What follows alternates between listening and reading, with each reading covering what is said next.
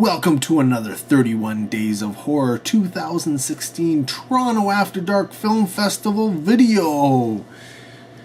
This time we're going to be talking about a film called I Am Not a Serial Killer. Now, with a name like that, you kind of get, thoughts of comedy, right? Not a comedy, no.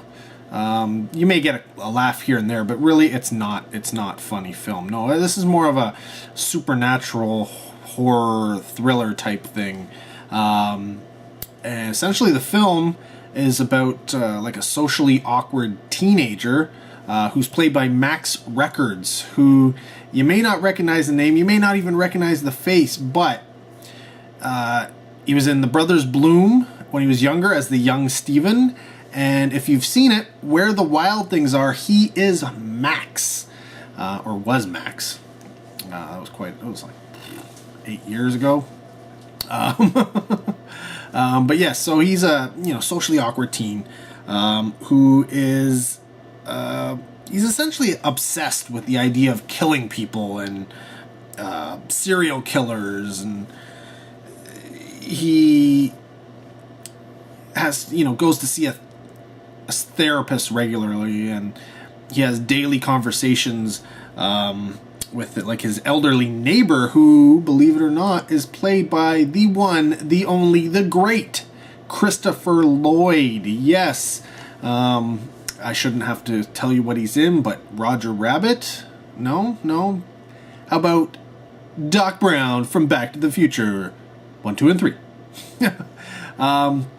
Yes, so a very, very older Christopher Lloyd is the elderly gentleman next door, the elderly neighbor, and believe it or not, this is shot in quite a cold period of the year, and Christopher Lloyd apparently banged it out and was a trooper, and you know what, had no problem doing what was necessary and needed of him. So kudos to Christopher Lloyd for being a bang-up actor and a good sport to boot. So yeah, so like I was saying, he visits his elderly neighbor and his therapist, trying to keep his emotions in check, right? He's always afraid that he's going to kill people. He has these tendencies. He wants to kill people. And so the story goes that there are some murders happening in this small town that they live in, and it's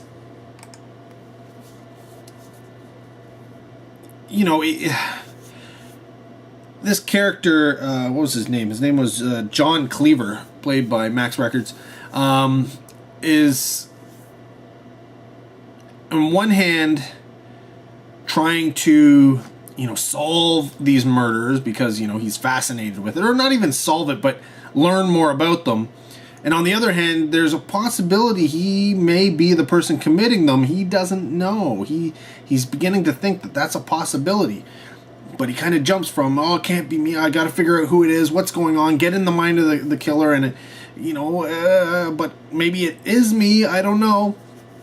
And he starts showing up at obviously all the crime scenes, and he actually works, helps out. His mom is the coroner or mortician, the town's mortician, so he he's a very morbid lifestyle, dead bodies coming and going, so he's constantly like, oh I gotta see what happened, and look at these dead bodies and all this kind of stuff. And family and friends and such, they're kind of iffy. There's something wrong with this boy. Maybe he did something, but it takes a supernatural twist, and things go from there. Who's the killer? I don't know. I will not say, but the film essentially plays out like a whodunit, with hints to different characters and lots of nice gruesome deaths and such, and obviously because they're at the morgue, the funeral home, you get lots of cadaver, digging through and plopping out, the guts and stuff. So yeah, it's very, very well told. It seems a little slow at first, but give it a chance and let it go. And I think you'll get wrapped up in the story. I believe it's based off of some books, but I have not read them. I didn't even hear about them. But somebody was saying that, it was based off of some, I don't know, some books or something along those lines. I don't know. I'd have to look into it further. But the film is directed by a chap known as Billy O'Brien, who I don't know him. He did a film called The Hybrid, but yeah. And Isolation. He did Isolation, but again, I've not seen either of those films, so I can't really comment on him per se. But I think he did a pretty good job. There is some creativity in this film, and it is entertaining and fun to watch, as well as interesting, and keeps you going. It's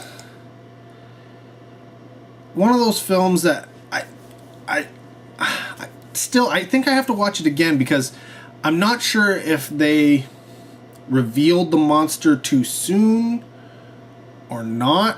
I kind of got, when I first watched it, I kind of got that impression that they revealed the monster a little too soon. But at the same time, they weren't really going for like a scary film. Like, this is a murder mystery type thing. This is a serial killer. This is, that type of thing. Yes, it has a supernatural element, but no, this is more, like trying to figure out, who the killer is. And I don't know. I think because that's what they were going for,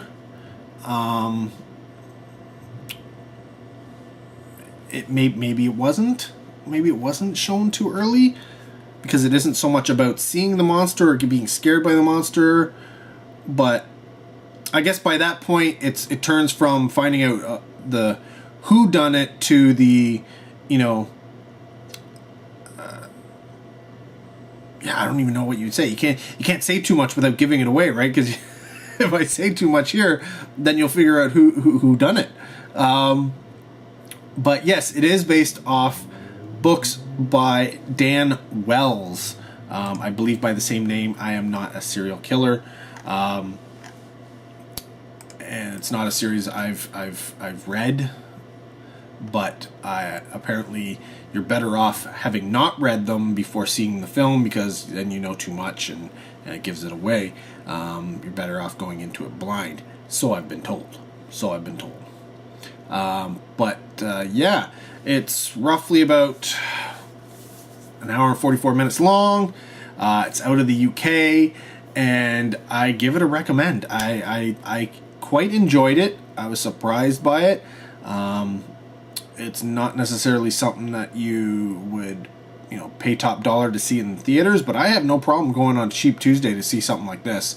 Like I said, it entertained and was fun to watch, and I think Max Records did a bang up job in the lead role. He's still a young guy, playing a teen. So that's definitely. I think a lot of this film is one thing that is bad. It can't be all good. This is a low budget film, and it has quite a bit of CG work into it. The supernatural elements, and those are they're not really up to snuff, and they could be better. They could be a lot better. So that is one knock on I Am Not a Serial Killer. But outside of that, I thought the story was quite well told, and I think all the pieces were in place to, make the puzzle. It's less about, the whodunit than the actual story as a whole. So that being said, I have, you know, pawned it off as a whodunit. So if you go into it trying to figure out who the killer is and all this kind of stuff, it does get revealed probably, you know, halfway through the film. So it's an early reveal. Oh, maybe even earlier. I don't know. I can't remember. So, you know, I know most people with the whodunits, you know, part of the enjoyment of a whodunit is trying to figure out who done it. This is not quite like that. This is more about the main character, Max Records, and his character and what he does and how he reacts to things going on in the small town being racked by this killer and such. And to a degree, it is somewhat of a drama. He is a troubled teen, and obviously there is that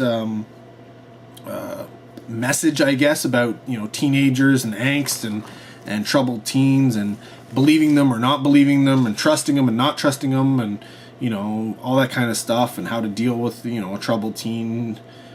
There's a lot of that going on in this film, but I think it's all handled very, very well. And like I said, I do recommend it. If I was to give it a rating, I'd probably say, you know, a good 3 out of 5. I'd probably say 3.5 if the CG was a little bit better, but I'm going to knock it. I'm going to knock it off a bit. So there you go. I am not a serial killer for the 31 Days of Horror. Something you might want to check out if you like that serial killer type thing. This is not a slasher film. Not a slasher film. It's part whodunit, part supernatural, part, you know, horror, part thriller, that kind of stuff going on. So if that's your cup of tea, check it out. Thanks for watching. Till next video, take care. Have a good one.